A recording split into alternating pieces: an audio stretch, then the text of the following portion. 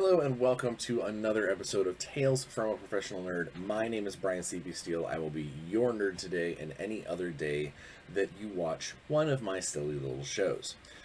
So real quick, before we get started in the Week in Bryan, I do want to apologize if you notice, before any comments hit, my left eye looks very much redder and angrier than my right eye. And that is because I seem to have gotten something in it in the last day or so. I've been doing a lot of messing with chemicals and paints and resins and on all that sort of thing. It doesn't itch, it doesn't hurt. You guys don't think that anything's wrong. It just is very red and angry with me. I'm taking care of it. So, Week in Bryan, I guess gets capped off with something angry in my eye. All right, well, let's get into it. It has been eventful. So I've been doing, to help de-stress at the end of the night, I have been doing a lot of painting. I've gotten some D&D painting done. I officially started painting on some, well, I'll get into that. You know what? Let's start off with gaming, and then we'll go into painting because they kind of lead into each other. First and foremost, gaming wise, I got to play in. I got to play 2 games of the. I went to my friend's house last week to play board games, and we ended up playing 2 games of Dice Throne. Specifically, the first version that we played was the Marvel Dice Throne, and the second one was just the regular, Dice Throne seasons 1 and 92. I don't know how many seasons there are, but they had 2 big boxes to choose from. So we played the Marvel version first, and it helped to get. I had never played Dice Throne before, so it helped to get the how-tos and all that stuff out of the way and figure out how that stuff was going to work. But I will say this, for being the first version, it felt like a Season 2. It felt like a Season 2 box, like, it had, aside from Spider-Man, and even then it had the Miles Morales Spider-Man, it didn't really have any of the mainstay Marvel characters. It didn't have Captain America, it didn't have Hulk, it didn't have Scarlet, or I guess it did have Scarlett Johansson, Black Widow, but it had Thor. But really, aside from that, it didn't have any of the even like, because it's not Avengers Marvel or Avengers Dice Throne. It didn't even have things like Reed Richards or Ghost Rider or anywhere from Guardians of the Galaxy, or it didn't have anything like that, which was really weird, because again, this is the first taking of Marvel Dice Throne, so it did have a cool set of characters, but it seemed like a very weird lineup to choose for your first foray into Marvel Dice Throne. But we had a good time. We had a good time. I played Doctor Strange. And I did not win, but it helped. It definitely helped break us in. Those of us who hadn't played before, break us into the system. And then we pulled out those 2 big old boxes for the regular Dice Throne. At which point we played again, and I made it down to literally the last die roll. If my opponent rolls one more of a particular symbol, he wins. If he doesn't, I'm going to win as soon as my turn starts. Like, it came down to that, and it was cool. It was fun. We had a good time. I enjoyed the game a lot more than I thought I would, knowing that it's just basically a dice and place mechanic. I do think that when playing multiplayer, we had 5 players at the table. When playing multiplayer, that instead of it being last man standing, you really should go do like how old school Vampire the Eternal Struggle did, or I think how Vampire Rivals does now, is Predator and Prey, where you score the points if you defeat the person to the left of you, and then whoever has the most points at the end of the game should win. because yes, there was incentive to attack the person with the most health.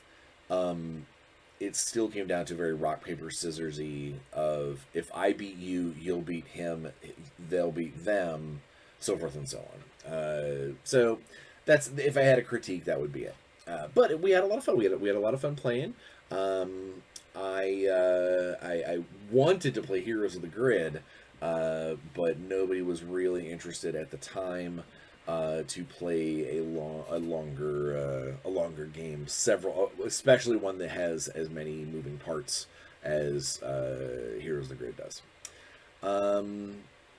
Yeah, so gameplay wise, that's pretty much it. Going into this weekend though, which is awesome. I've got we have the Waking Realms game, the homebrew D&D game tomorrow night, which I think we are getting into a big nasty fight because we've had to cancel a couple of different times because someone has been unavailable, and I dare say that the reason why is because he knows, the DM knows that this is going to be a gnarly fight. This is going to be a rough fight. The big spotlight over the weekend is, and I will definitely put the link in the description of the video, is I am running an episode of Power Rangers on Saturday, running the convention scenario Tenga Temple for a group of 5 avid players. But we're doing so on the Nerd House Twitch channel for Extra Life charity. So you'll be able to donate there. If you can't watch the stream or you can't watch it video on demand, if you want to make a donation, follow the link that I put in the description of this video. And look up Nerd House, look up my name. Actually, the link might take you right there. I'm not 100% sure. But either way, that's how donations will be made. And I know that a few of my players, specifically one of them, he's part of the Nerd House organization, and depending on how much we raise, he has to do some crazy stuff on their next podcast. So that will be like including eat a lemon like an apple. So it's going to be pretty crazy, but it's going to be a lot of fun, and I'm very, very excited not only to run a Power Rangers stream for everybody, but to generate some money and some charity for the kids out there, because that's a good thing. One of the other highlights of the week, actually gaming wise, was not me gaming. It was me watching someone else game. So a couple of friends of mine were in town, and they invited me out to come hang out at the game store with them while they played a game of the Horus Heresy version of Warhammer 40,000, the Warhammer 30,000, if you will. And it was nice to hang out. It was good to socialize. I missed those guys. But it also kind of made me very jealous, because watching them play 30K, it has so many of the old things that I love about older versions of 40K. It was a very interesting dichotomy, because 30K does not have the scope of armies and the type of armies that I like to play. I mean, I've got nothing against Marines on Marines, but it's not, there's no Eldar, there's no Necrons. I've got 20,000 points of painted Necrons that are sitting gathering dust, because the current rule set for 40K is not great, to say the least. And seeing how much fun they're having playing 30K made me so upset, like in my head, not like mad, like really mad, but like, just very, very kind of like self-grumpy that, why can't 40K be that cool? Or why can't 30K have this much, have as much diversity? But over the course of the day of watching the games and then going out and getting food and just kind of hanging out and chilling out and talking and stuff throughout the time, um, I decided to take the slow build and paint as I go on making some making a small horse heresy army. I have decided to go traders because it gets me just a little bit further away from just. I played Blood Angels for a really long time, and I kind of want to branch out into Marines that think they're doing the right thing for all the wrong reasons. So and I love the concept of good conversions and interesting paint jobs. So I have decided to do a heavily converted Emperor's Children army, and that's gonna it's gonna take some interesting conversion bits. It's gonna take some Age of Sigmar models. It's gonna take a lot of stuff. But what that did is that put me that getting that bug in my butt to start making cool Emperor's Children. It sent me over to the hobby rack. It sent me pouring through my bits box to put some Marines together, to find cool things that I can make to augment these cool guys, and I can say that I have my first 5 Cacophony Emperor's Children Marines primed and ready to be painted. Speaking of painting, I've done a bunch of D&D painting, I've done a bunch of printing, I've done a bunch of painting for other games, but one of the things that I'm very proud of, and this is something that is actually being shipped to pre-orders now, that's how I got mine, is the Zordon Dice Tower for Heroes of the Grid / the Power Rangers role-playing game. So dice go on the top, rattle, rattle, rattle, rattle, come on the front. It is designed specifically to take those big chunky Heroes of the Grid dice, but this one, you'll note, is painted.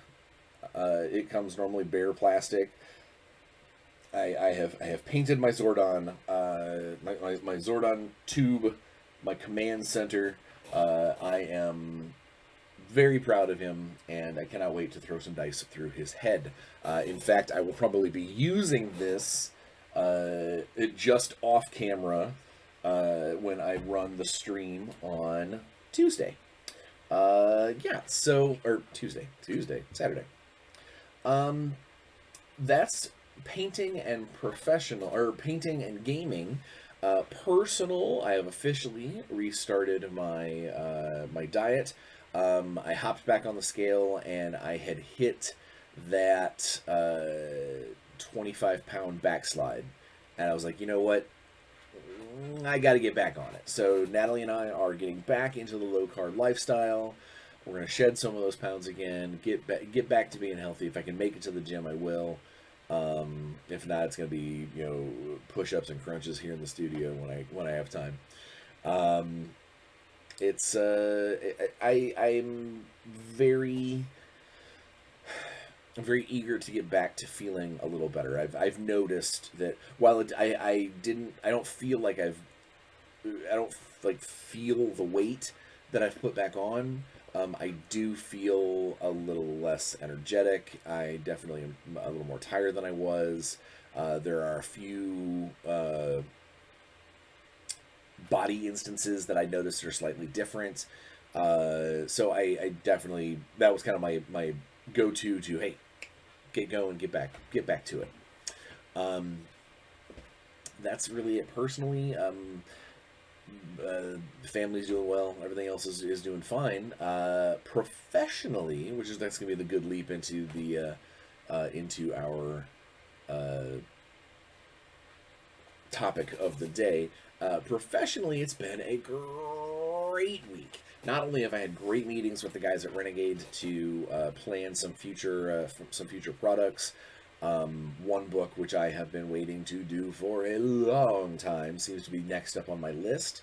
It sounds like I'm also going to try and if not write them, at least plan them out, like kind of outline a few scenarios for next year's convention season, um, which is cool. I'm glad to. One of which, if it comes together, is going to be super cool, and the kind of thing that I think that, the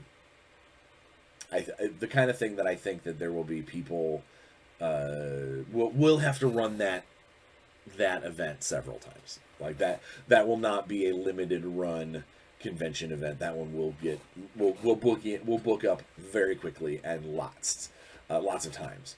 Um, but I would say one of the big highlights had a great breakthrough with one of the new sculptors for Warzone Eternal. Finished a, how can I put this without getting people mad at me? A stretch goal model, so a model that will definitely be a stretch goal for the next Kickstarter. That is so cool and so, pardon the expression, badass. That I think there may be people that buy it and add it to their add it to their backing kit or whatever, just so they can paint this guy, because he's rad. Um, so yeah, Warzone's going well. The Renegade's going well, and then kind of out of left field, got some awesome news last night. The contracts have not been drawn up yet. They're on the way, but I just signed a multi-book deal with the guys over at Catalyst Game Labs again, to do several pieces of Shadowrun fiction. So I've got several Shadowrun books headed your collective way.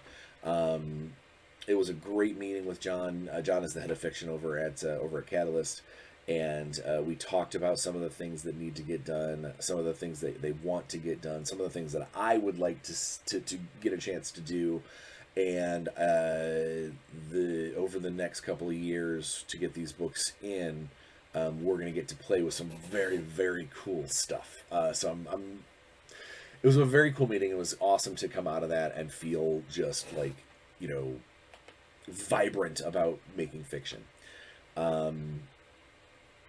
Yeah, so like I said, very, very good week professionally, which is kind of awesome that it ties directly into what I wanted to do for this week.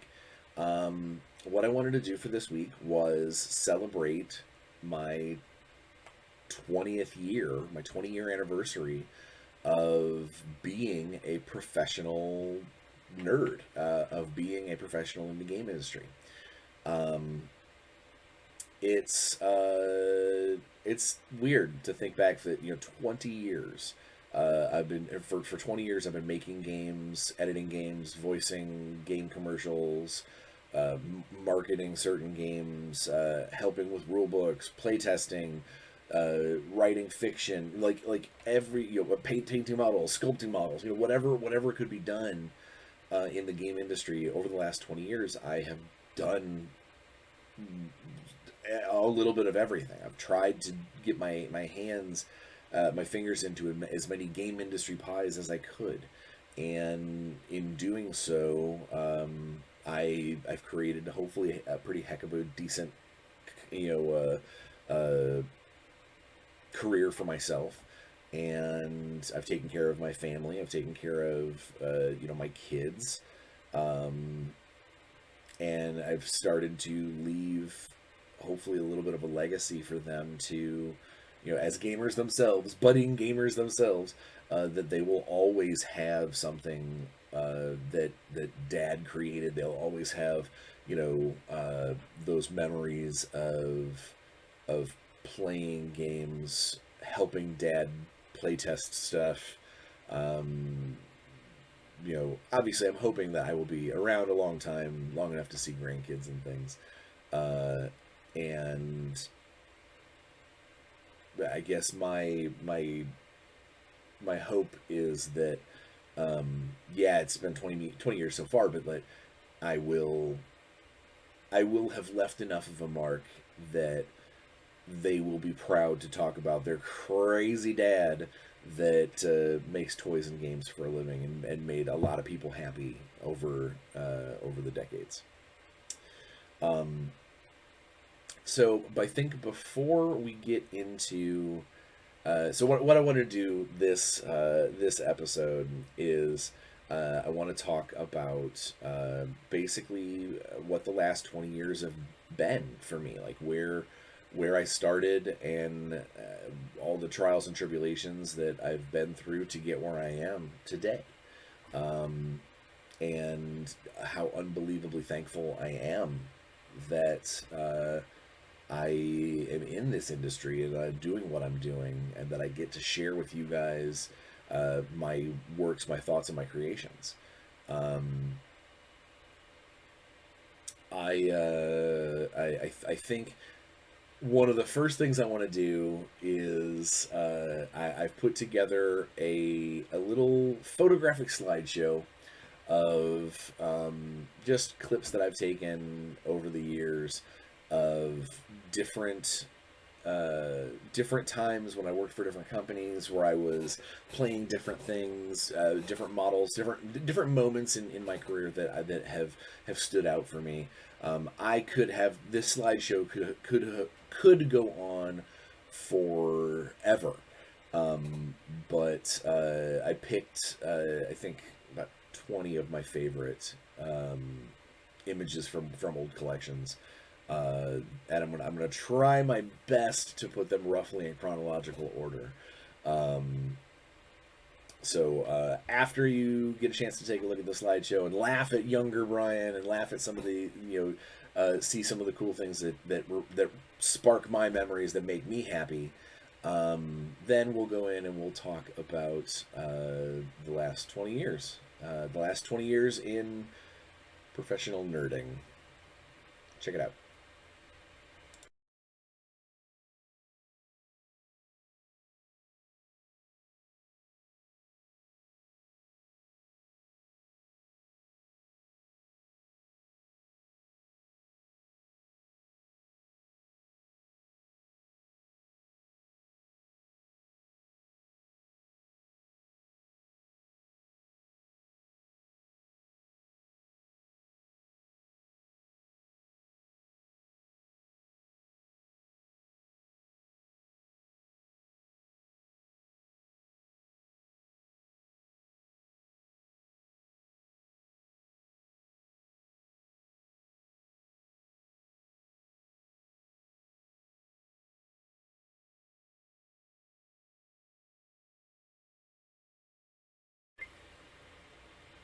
How great was that? I, I'm sure some of you recognize those. That was a wee Brian throughout the years, and I, I just can't get over how far this has taken me. As far as, you know, if you would have rolled back 25 years ago, when I had just started doing some uh, uh, 22 years ago, when I had just started doing some little magazine work, some, please give me free stuff for playtesting your game, or going to a convention and begging people to please let me demo your product in exchange for a badge, or going to Gen Con and trying to play as much as humanly possible. Um, this is I would have never thought that I would get to where I am today. Um, and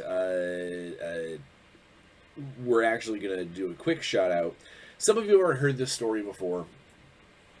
Um, it's going to go hand in hand with one of the announcements for today. Is how I got into this industry to begin with. So I became um, interested in gaming very, very, very, very early on in life. I've always had a very a very powerful imagination. Did a lot of playing make believe out in the fields and woods near my parents' house. Beat up a lot of invisible enemies with electrical taped broomstick bow staves, flea market swords, and throwing stars you bought online. And I was probably, I'm going to say 8 or 9 years old. It was after my parents' divorce. My father took me and my sister to our cousin's house, the Babcocks, and Toby and his friends were playing D&D. They were playing Dungeons and Dragons down in their basement, and I don't remember what happened. Whether it was play with your cousin, keep this young kid out of trouble in our house, whatever. But I ended up basically getting seated at that table. And Toby and his friends, none of them I could remember if he told me, handed me a character sheet. I remember I was a dwarf. I used to remember its name, but I was a dwarf, and they said you have an axe, and you hate goblins. And one of the things, I was trying to get my head around the concept of playing make-believe with rules, and that seems so weird. And so I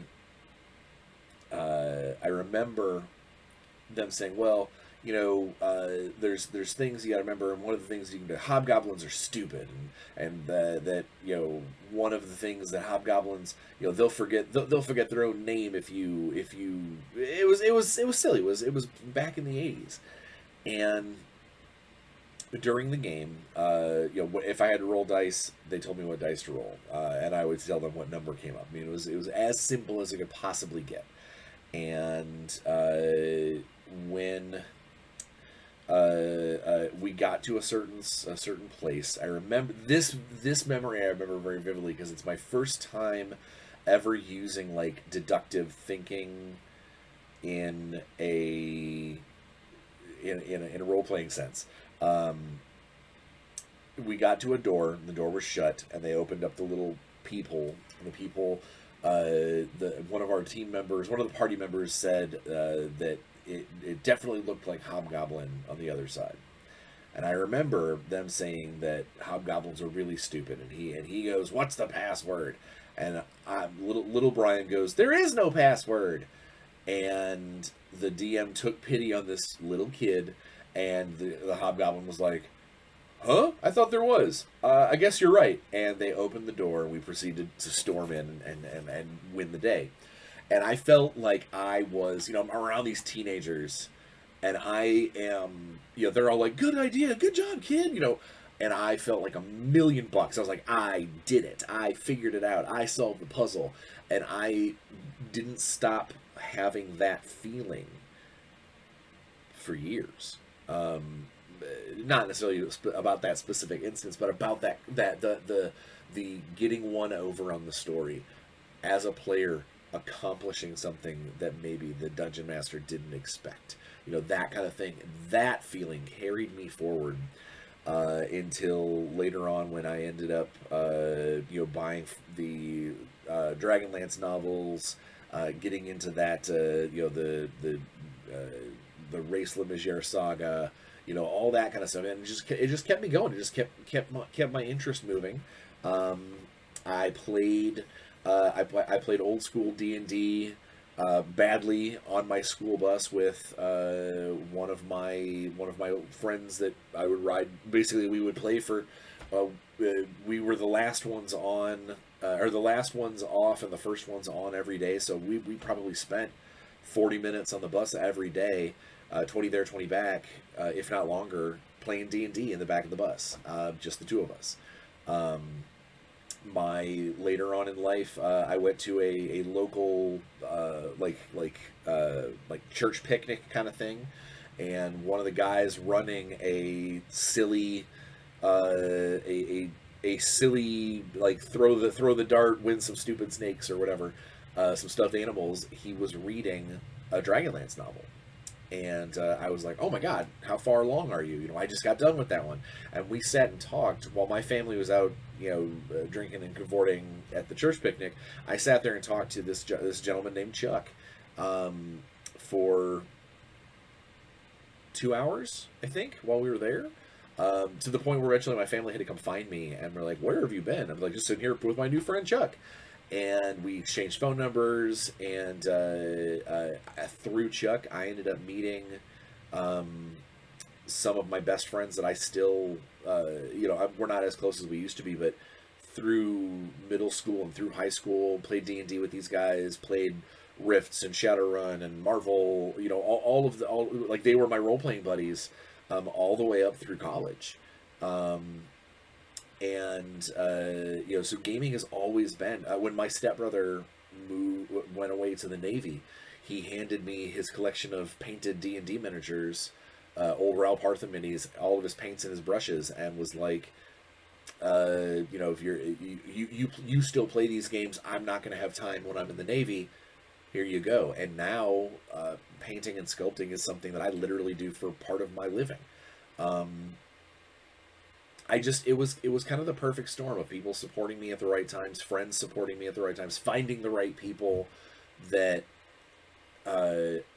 needed to be there at that moment, if that makes any sense. My nose itches.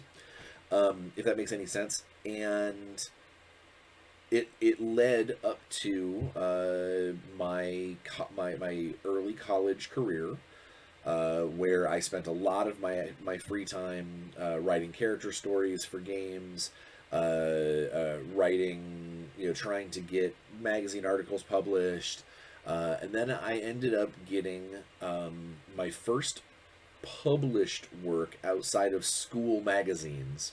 Was for actual fictionalreality.org. It was an article called When All Else Fails, in December of 2000. It was basically just some war fiction set in the Void universe, the Void 1.1. And then I did a couple more Void articles, a few Mage Knight articles for that same company, for Fictional Reality. And while it wasn't officially sanctioned, and it wasn't like, the company's asking me to get these sorts of things, it was the first time I'd received any kind of compensation. And basically I received like some free stuff. I received some void boxes, or I think I received like some terrain, or maybe like some foam for my figure cases, or something.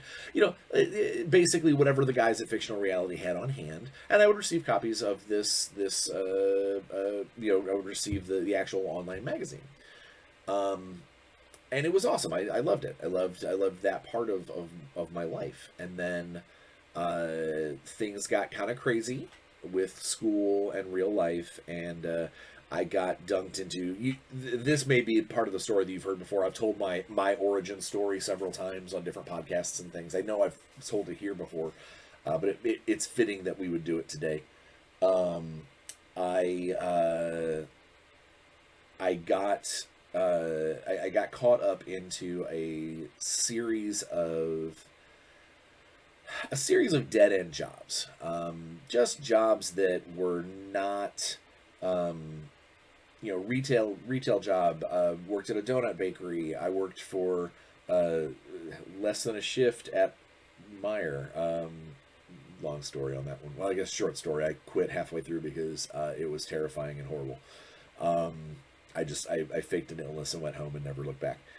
I worked with the local parks department for a little while. I worked selling shoes. I basically tried everything I could, and I ended up landing on a cubicle job at the local State Farm department, State Farm Insurance.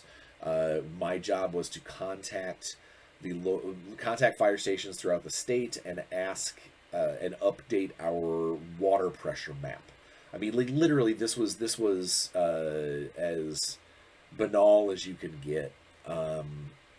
and I made my bet. I made the best of it. But every time I got home, I'd jump on my laptop and I'd start to write stories, and I'd start to try and put together, write my first novel. Like every writer tries. But it was wearing on me. It was taking a toll, and my wife at the time looked at me and said, "You need to do something else with your life. This is killing your creative spirit. This is crushing your soul. You're dying a little every day, and something needs to be done." And so I left the cubicle job and I went into cell phone sales.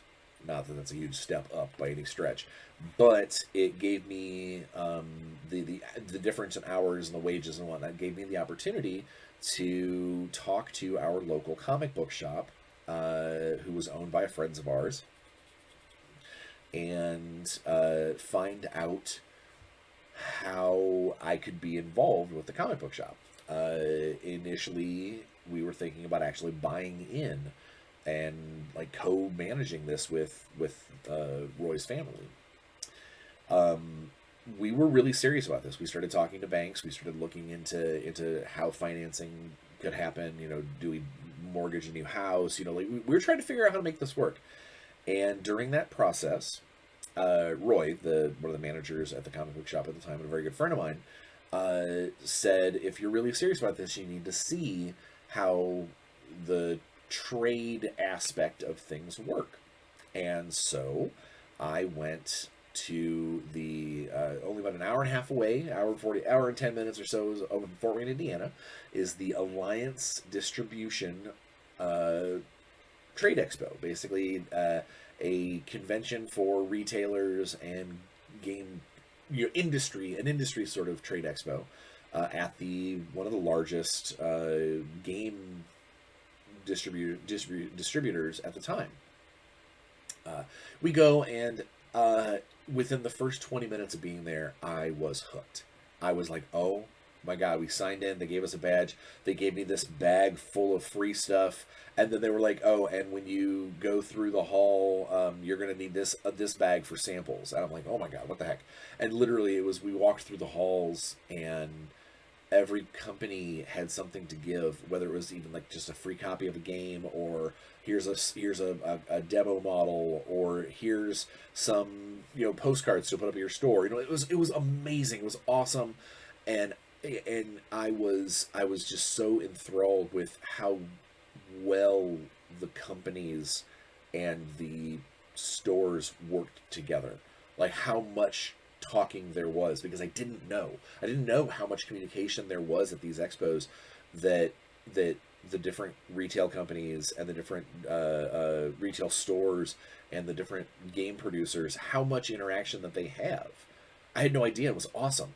And I ended up falling in with one of the booths was a little like 8x8 booth for the Monsternomicon, a new D&D 3.5 monster setting or monster book for the setting shown, the Iron Kingdom setting shown in the Witchfire trilogy, of which there were only like 2 books for. The second book had just come out. But one of the things they were doing is they were showing off unpainted little metal minis of these little like steam-powered robot guys, very steampunky, which was still kind of new. I know that seems weird, but at the time it was a big deal. And the guys that were running the booth, I stopped, and they were like, "Do you have time to play a game?" And I was like, "Oh my God, yeah, let's give it a try." We played a little fast, like 2-minute demo to learn how the system works, how the little data card works. And I was like, this is amazing. And the guy who was demoing, a guy by the name of Bryan Steele, one of the company's owners, was like, hey, after this hall closes, next door they're going to be doing free drinks and game tables. I'm going to bring over my minis. We should play. And I was so enamored with not only him as a person, friendly wise, but in the game that they were showing. I picked up the Witchfire trilogy books. I picked up the Monsternomicon. They may have given me those. I don't remember. But then during my lunch, I read through like the first Witchfire trilogy book, and I was so sucked in to the concept of this world and the concept of a D&D, this deep of a D&D setting, but not D&D, that I was like, absolutely. And so I cut Roy loose, and I went to the free drinks hall, and I played with little steam-powered robots on index cards and with just like Monopoly dice, probably for 3 or 4 hours until they started kicking people out. Drinking free beer, just having a great time with Matt and Bryan, just having an amazing time. And at the end of the night, I was like, I don't want this to end. I don't want this to end. So I gave Bryan and Matt my business card, which I use that term very loosely. It was one of those self-perforated, printed in your printer, like, it was rough, and it had on there the gamer extraordinaire. I mean, I'm sure I wish I would have kept one for for posterity's sake, but it was utterly floofy, and on the back it basically sent you to my MySpace account, because my MySpace account was where I had all my links to the fictional reality fiction, a couple of little playtest credits, like all of that. It was my gamer resume. And I didn't think anything of it. And we ended up coming back to Lafayette, and several weeks passed, and the whole buying the comic book store thing fell through. I got a promotion at the cell phone store, so I was making kind of pretty decent full-time money there. My novel was coming along, and I got a phone call, or I got an email kind of out of the blue that was, "Hey, Bryan, this is Matt Wilson from Privateer Press talking. We talked and played at Alliance, and it says here that you've done some writing. Would you like to do a test piece for us?" And I was like, "Oh my God, absolutely, 100%, yes." And so I did a little 2,000-3,000 word short story based around a couple of warcasters fighting it out after getting some information from a little gentleman goblin in a bowler cap. And as was normal at the time, I gave that story to my wife, and was like, "Hey, read this. Tell me if it is, utter garbage." And she read through it, and she was like, "Oh my God, this is really cool. It's very action packed, very well written. But why'd you kill the little guy at the end?" And I said, because at that time I'm 20 something years old. I'm still very deep in the world of darkness, still LARPing vampire, werewolf, and changeling every other weekend.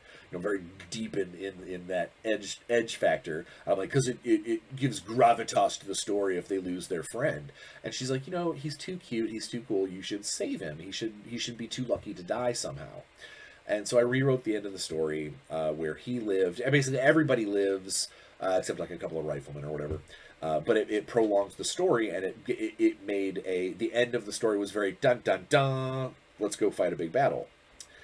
And I sent it over to Matt, and within about 48 hours, I got a response back that says, "We love the story. You obviously know the world. There's a couple of facts that need flipped or whatever. We particularly loved the goblin that you created. You obviously have read our world. Would you be willing to do 70,000 words by September?" And I said yes, obviously, because it's a paid gig, a real gig, actual published game work, and that ended up being War Machine Prime, the very first War Machine rule book for a game now that is going into its 4th edition, its 20th anniversary, just like me. And that character, that little goblin, Matt was so impressed with that he drew him. This is actually the real pencil art for Reinhold, the Gobber extraordinaire. That is my first character that I have ever created that became part of an IP, became part of a game license. that's why he's hanging there. Is that that's the reminder of what I'm capable of and where I come from. So that was 20 years ago. I finished that contract roughly in September of 2002. The book was published in 2003, and at the Origins of 2003, we won 3 Origins awards for War Machine Prime, and that was my turning point. That was where I realized that I do not want to do anything else with my life. Aside from being a dad and all the other stuff, like career wise, that I want to make games. I want to write fiction. I want to leave an industry legacy. I want to leave an imprint on people the way that gaming did for me when I was young. Which brings us to an amazing series of events. One of the people who shaped my, who actually shaped my imagination, Margaret Weiss, with her Dragonlance novels, is now someone who knows me by name and face at shows. Like, I'll see Margaret and we'll say hi, and she knows who I am, and obviously I know who she is. 15-year-old Bryan would have no concept of what that could feel like. I still fangirl a little bit when I see like when I'm standing in a room talking to all the same people with Matt Forbeck and Michael Stackpole. People who I've read their novels. I've watched their game products progress, and now I can count amongst my friends.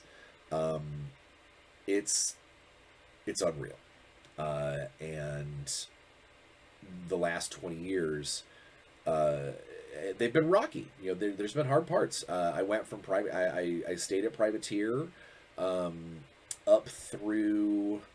I think it was like 2006, 2007, so for probably 5 years freelancing off and on for privateer. Did a bunch of books, helped out with some of the magazines, did some play testing. I was never actually a staff member because I never wanted to move to Seattle, didn't want to leave my family, my friends and family behind, so I stayed remote, and I stayed as a freelancer, which ended up being the right choice for me. A company called Mongoose Publishing, which was very big with IP licensed products, put me in contact with Conan Properties, Warner Brothers, for the purposes of Babylon 5. We did Traveler, RuneQuest, Starship Troopers. The list goes on. I was at Mongoose for almost 6 years, and I did, the lion's share of 1 million words worth of work while I was there alone. It was a lot of work, but it was during my time at Mongoose that I was able to stop working a retail job, to stop working part-time at the cell phone store. I was able to leave that behind and devote myself completely to writing and designing. It was part of that, at the end of my Mongoose tenure, which ended somewhat abruptly. Mongoose had made some decisions that forced some cutbacks, and my salary was pretty intense, so I was one of the cutbacks. Which then threw me into a situation where I needed to figure out how to make it go, how to make my career work. And that's when I started doing commission sculpting. I started doing commission painting. It was I would spend 10-12 hours a day at my hobby desk in the old house. I would do conversions of 40K vehicles that no one had made yet with like plasticard and like making them almost from scratch and selling them on eBay just to be able to make ends meet. And I was very fortunate at the time. My first wife Sarah, she was a very successful banker, um, and it gave me the leeway to be able to continue forward despite making a dramatically lowered amount of money in the industry, but keep pushing forward. She believed in me as an artist. She believed in me as a creator. She believed in me as a writer. Um, and it was during that time that I scored a couple of short story gigs. One of which was a story that I got in the back of Zoo City, by Lauren Bukes. Based in her Moxieland setting, which, by the way, if you ever get a chance to read Moxieland by Lauren Bukes, you should. It's an amazing book. But I had made several little accomplishments along the way, and that included several little gigs here and there. I did some sculpting for the Kaiju Chaos game. I did some sculpting for a post-apocalyptic setting. One of my first professional sculpts was a werewolf, and then shortly thereafter I did a couple of capybara that were like pack animals in the world setting for Rec Age. I got very heavily involved with the Cursed Empires. At that time it was called Crimson Empires. Very gothic world setting, which is getting ready to get a new version, which if I have time I'm going to try and help out with there if I can, even if it's just to throw some fiction their way, because I do love that setting. And I helped design a board or card game for them just recently in that world. But it allowed me to keep things going and keep pushing forward and making things happen up until I went to I would still go to game conventions, sometimes just as a gamer, but a lot of times to try and drum up business, to try and get gigs. And that is when I ran into one of my old friends from Privateer, who was currently working at a little booth filled with miniatures called Cool Mini or Not. And Kevin grabbed me and was like, "Oh my God, how are you doing? What you doing?" And we caught up, and he said, this company's got a couple of really cool games, and we could always use new writers and things. You should talk to the boss. And so I set up an appointment with David and Chern. We talked it over, and I ended up being hired as a voiceover artist for their Kickstarter campaigns. Again, not what I was hired in for, but Chern apparently really liked my voice. So I did the voiceovers for their first couple of Kickstarters. But during the interim, obviously, because that's not a very big gig, is that I started helping out with their post-apocalyptic game, Dark Age. And time moves forward. Started helping out with Wrath of Kings. Time moves forward. I start designing things for Dark Age. And then we ended up breaking off. They cut my appointment with them. I can't exactly remember what the situation was. At this point, it's been far enough ago, and so many decisions. I don't exactly remember what happened, but I do remember is that I was very upset. I was very upset. I was very depressed, and it was a hard time in my life, but I got through it with my friends and family and whatnot. And it was not long after that I scored one of my first things with the Shadowrun game world at Catalyst Game Labs, and that kind of started a little bit of a pickup. And I was painting entire armies for people at that time just to make ends meet. It was. I was doing what I could, just making things happen. If you needed work, if you needed something done, I'd do it. and from voiceovers to painting to sculpting to I went to a college in not Philadelphia, in Pennsylvania, to talk to students about trying to make money with your art. I sold a board game. It was anything I could do just to keep my head above water. And out of nowhere, I get a phone call from one of the owners of Cool Mini or Not, which was rebranding at that time to Simon. And they said, our legacy miniature games, you've worked on them before.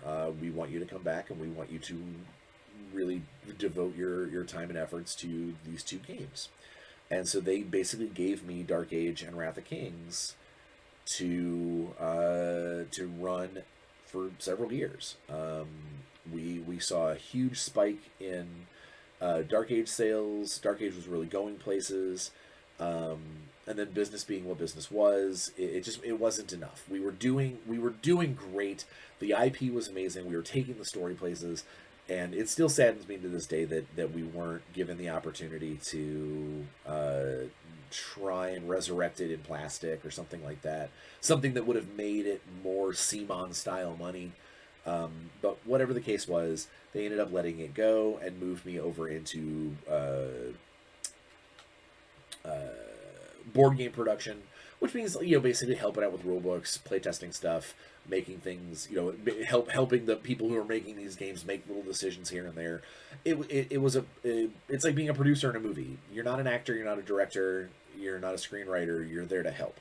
You're there to help make it be the product it's going to be. And at the end of the day,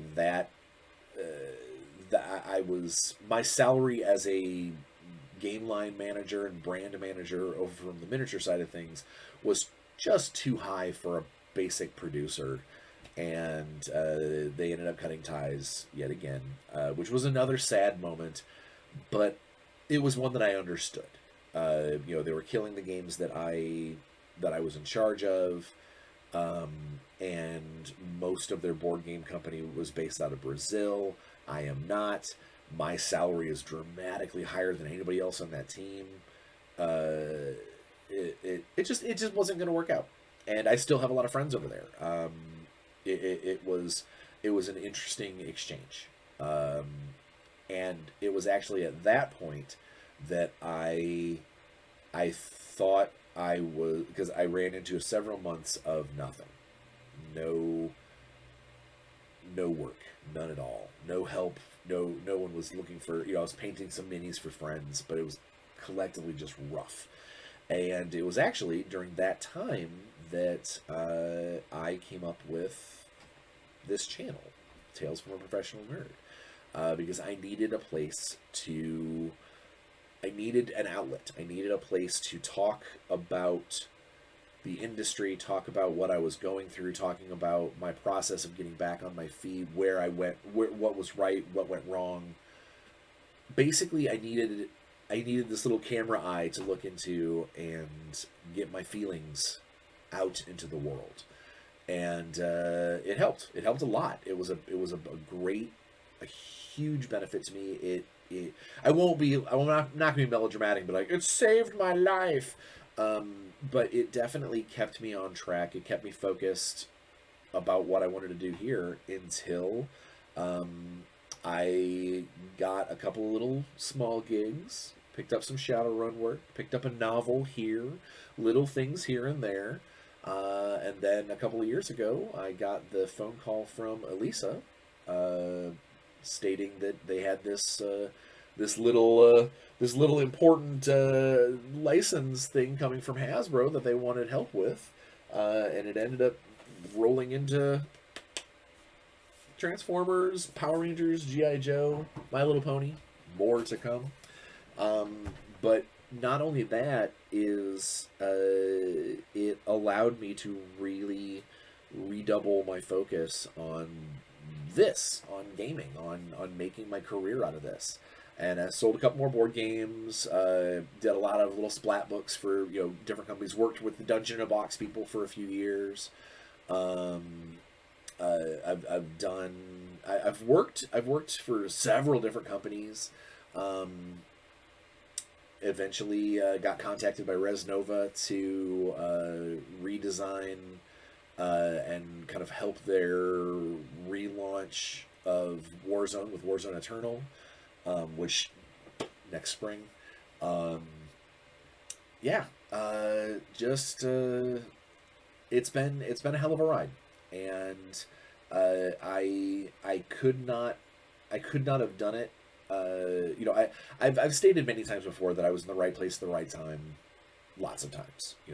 Like I lucked out to run into Kevin at Origins. I lucked out giving my business card to Brian and Matt at that Alliance show.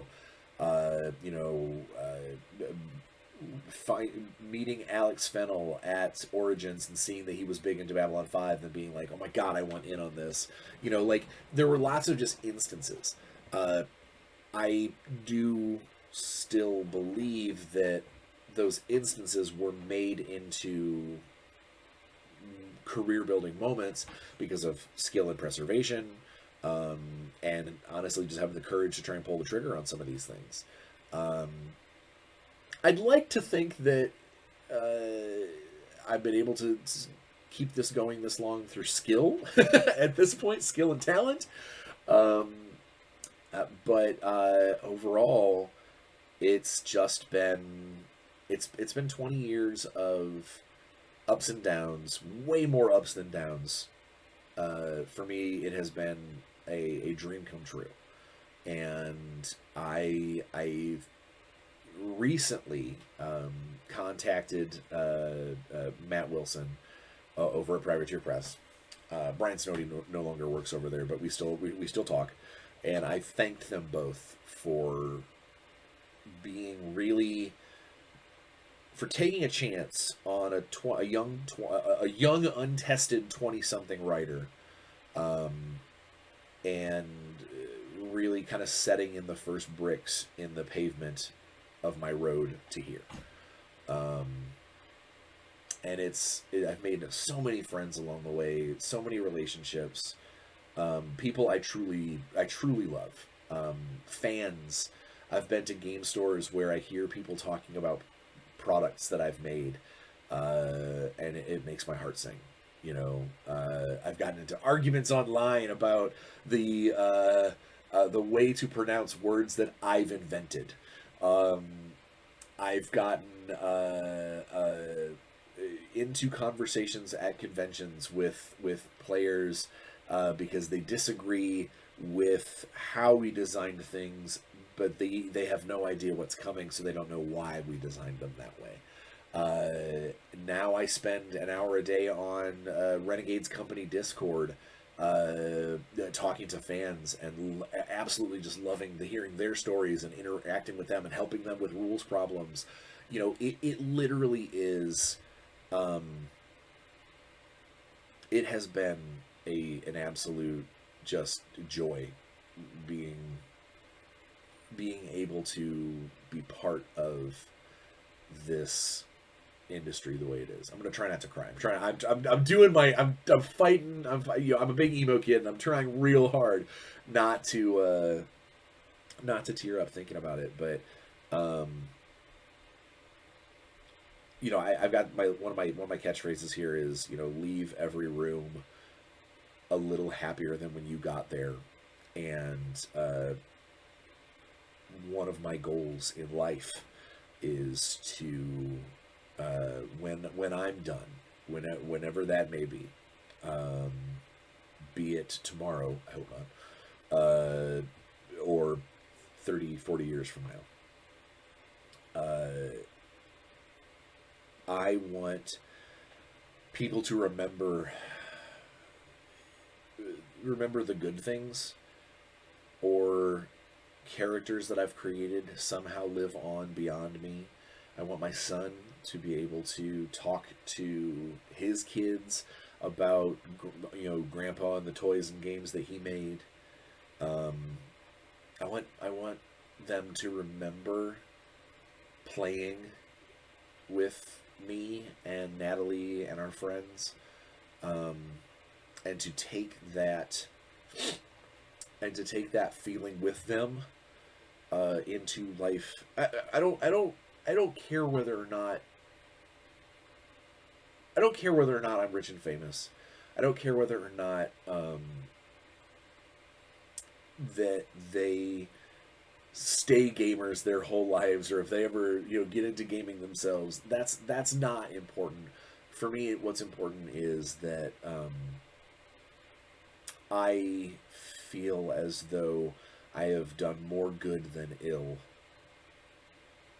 that there are more people that are happy and smiling and having a better day because of stuff that I've done or said or created, than those who I may have wronged or made feel worse through my actions or inactions. And chief among them are my kids. Is I want them to remember all of this as their dad being that jolly guy who made toys and games for a living and filled our house with smiles and laughs and stupid stories and books that they can look up decades from now and read and go, I remember when my dad talked about this. Or my friends. I want my friends to be able to later in life look up, grab a book off their bookshelf and go, this was a buddy of mine, and this character right here, this was actually a guy I played in a game with him, and he turned it into a fiction story. 20 years is a long time. Try not to cry. And here's to 20, 30, 40 more. I don't ever plan on stopping. Yeah. So yeah, there's that. One last thing before I let you go. When I contacted Matt Wilson about thanking him for helping me with making my industry happen, it's not only my 20th year anniversary, but it's also the 20th anniversary of War Machine. And they are about ready to, I think they're just launching their War Machine 4th edition, War Machine 4.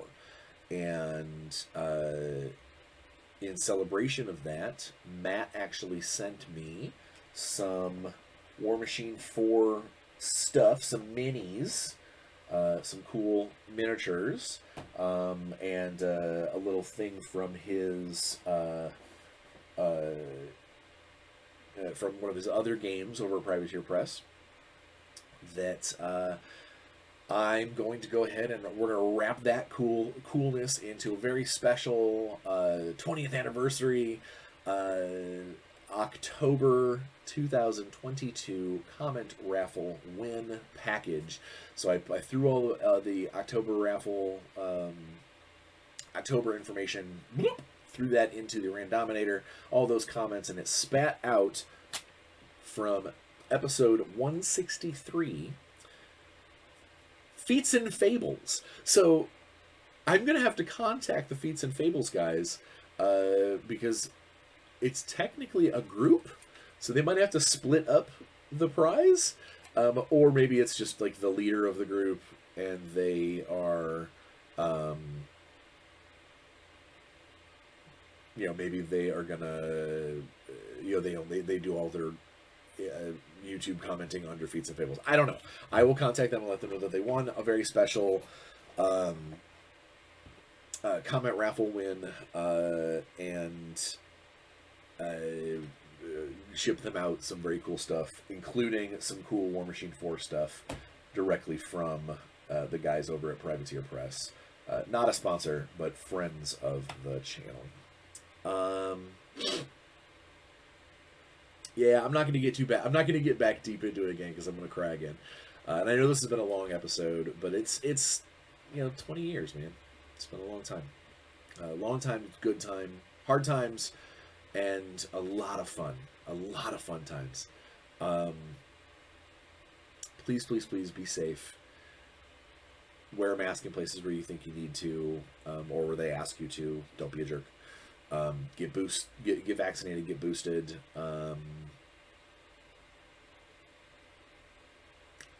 Leave every room a little happier than when you got there, and play some games. We will see you next week. Thanks for stopping in. I can't end on a sniffle.